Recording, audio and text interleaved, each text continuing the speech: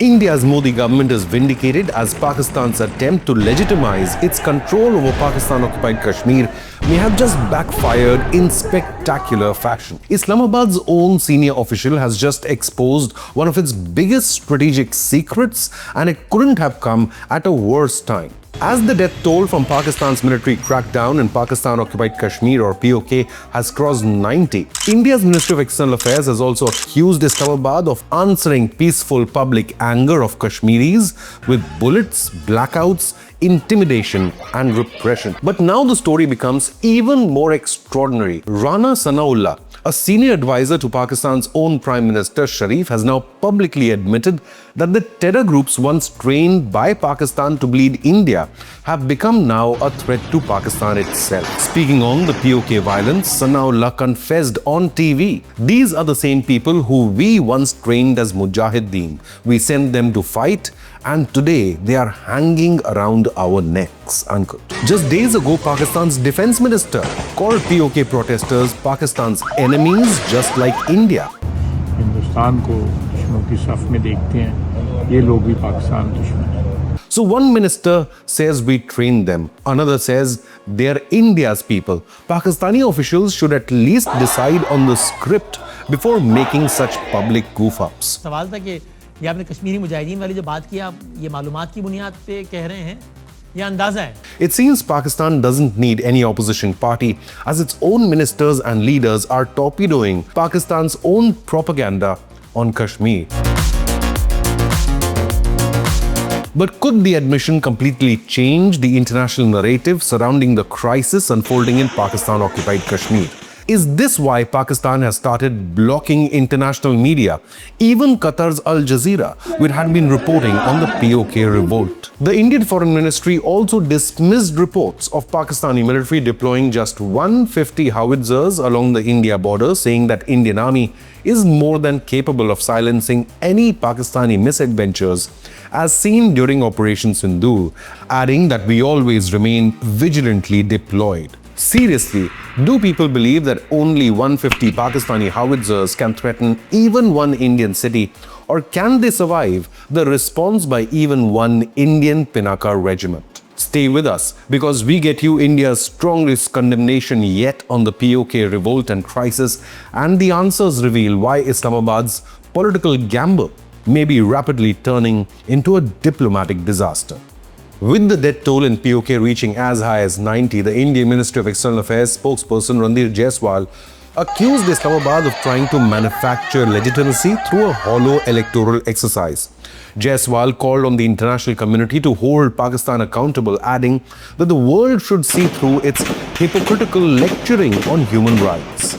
Local rights groups estimate the death toll may have crossed 125, though media restrictions and internet shutdowns have made the true death toll difficult to verify.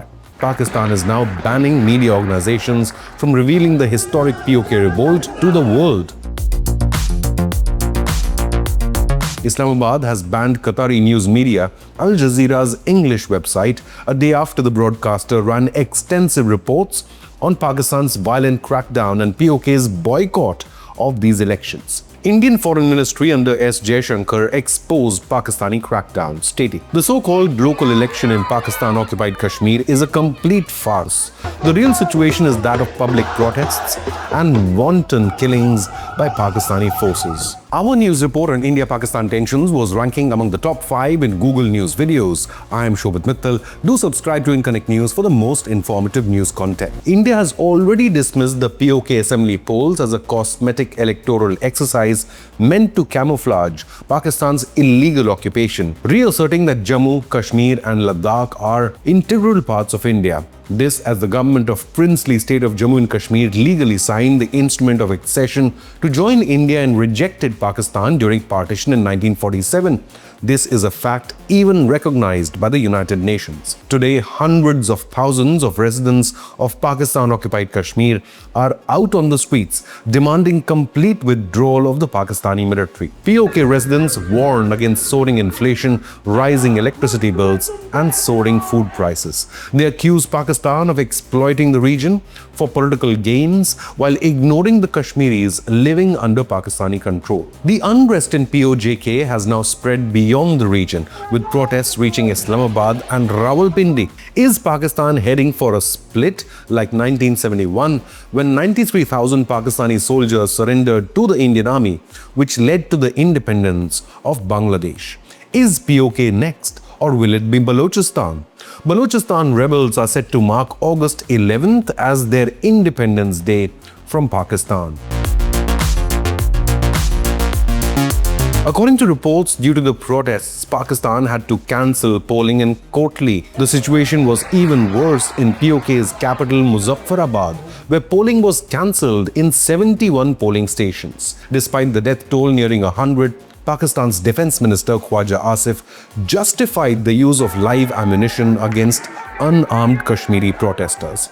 Khwaja Asif stated on television, quote, "I put the protesters of Kashmir in the same category as India and consider them also as enemies like India." Islamabad has also termed the biggest Kashmiri civil group, the JSSC, as a terror organization. JSSC leaders, including Sardar Aman Khan, say, "We need India's help." But so far, New Delhi has only slammed Pakistan through diplomatic channels. However, India has not extended any material help to PoK protesters as of now. So should India only urge international intervention, or should New Delhi stay out of the violence in PoK? The latest crackdown by Pakistani security forces is part of a much larger problem for Islamabad. In September-October 2025, during a 3-day crackdown, it left 12 people dead, while separate clashes were reported in Muzaffarabad in September 2025, which resulted in 2 fatalities, while 22 others were injured. This shows public anger in PoK against Pakistani occupation has been simmering for years now, erupting into repeated bouts of protests followed by Pakistan's deadly crackdown. More than 600 Kashmiri civil rights activists and local leaders have been illegally detained by Pakistani authorities. The Pakistani government also deployed 6 platoons of paramilitary forces in PoK for the next 3 months.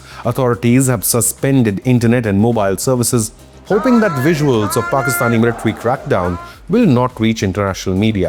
JSSC alleges Pakistani security forces used live ammunition, long-range tear gas and sniper fire against the Kashmiri protester. Now, the United Nations High Commissioner for Human Rights, Volker Turk, has called for a prompt, thorough and impartial investigation into the deaths of the protesters. Even British lawmakers and human rights groups have called for a probe into alleged human rights abuses by Pakistani forces in what's known as PoK.